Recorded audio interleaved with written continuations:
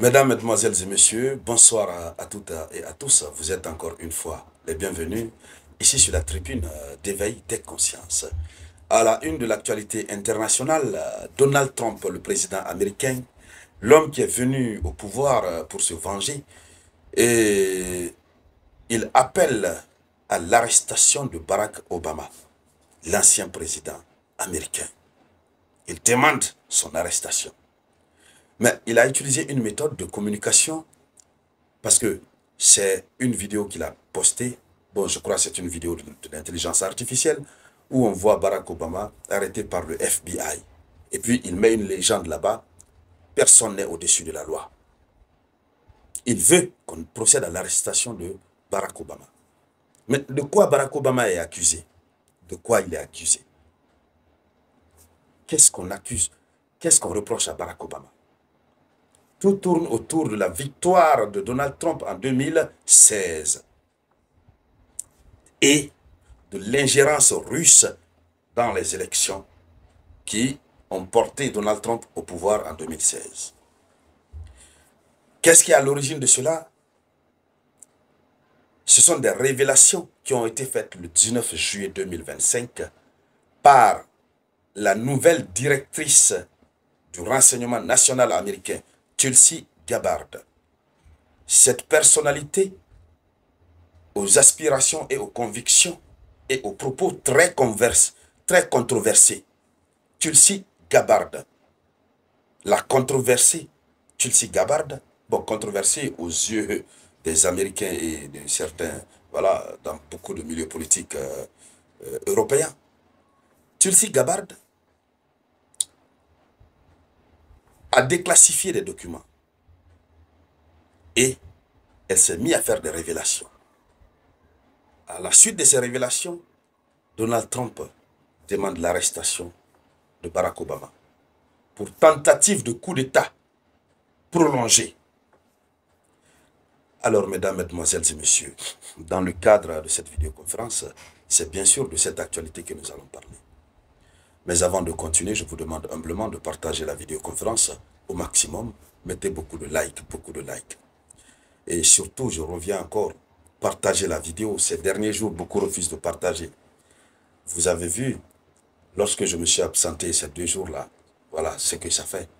Donc, donnez-moi le courage. Voilà, la force.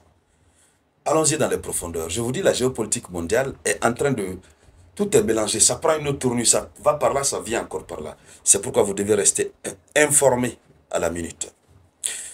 Alors, le cœur des accusations, la prétendue conspiration pour fabriquer l'ingérence russe. Et déjà même, ce qu'il faut dire, Barack Obama est principalement accusé par Donald Trump et Tulsi Gabbard d'avoir dirigé une conspiration visant à discréditer la victoire de Donald Trump à l'élection présidentielle de 2016. Que c'est lui qui est à la tête. Oui.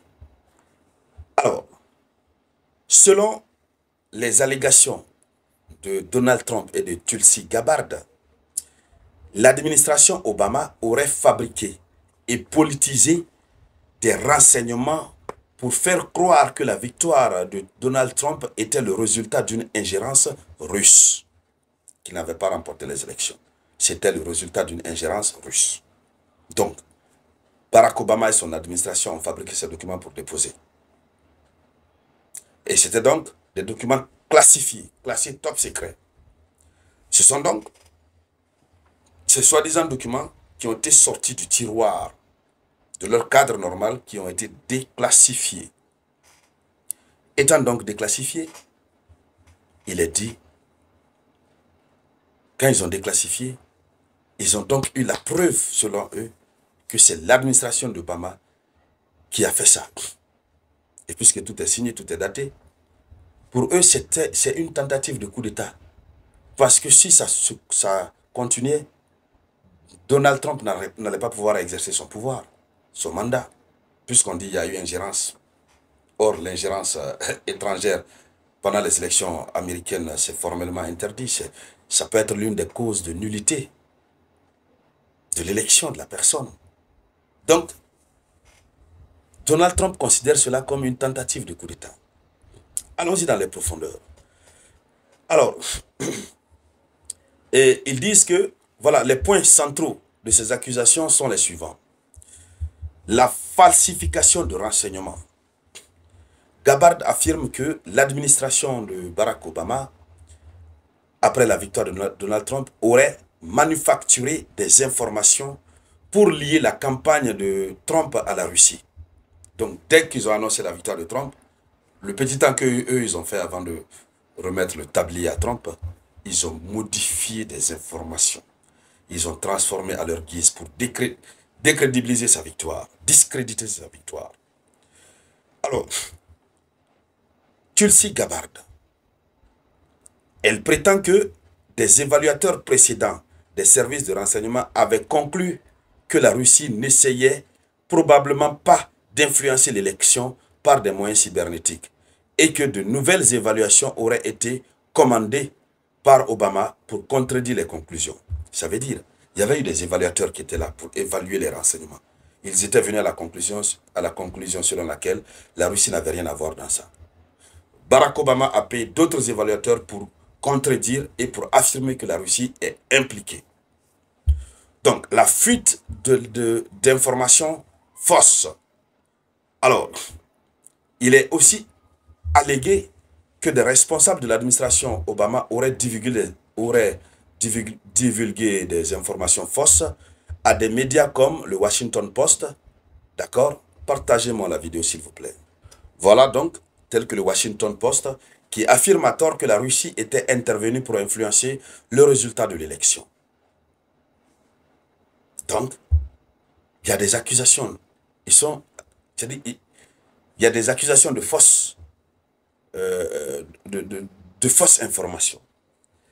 Par rapport au coup d'État prolongé, l'ensemble de ces actions est qualifié, tout ce qu'ils ont fait là, est qualifié de coup d'État prolongé, dont l'objectif aurait été de subvertir la volonté du peuple américain et d'empêcher Donald Trump de remplir son mandat. C'est pourquoi ils veulent son arrestation. Donc, voici ce qui est en train de se passer. On ne sait pas qu'est-ce que cela va donner comme résultat. Mais quoi qu'il advienne, c'est ce que Donald Trump demande. Et Tulsi Gabbard, je disais que c'était une... comment on va dire ça? Elle est controversée et beaucoup critiquée du côté des États-Unis d'Amérique, en ce sens que sa nomination a été très controversée. Sa nomination à ce poste a été controversée.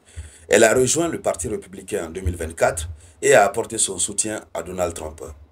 Mais ses prises de position par le passé, notamment concernant la Syrie, où elle a rencontré Bachar al-Assad, et ses prises de position concernant l'invasion russe en Ukraine, ont soulevé de vives inquiétudes et des critiques.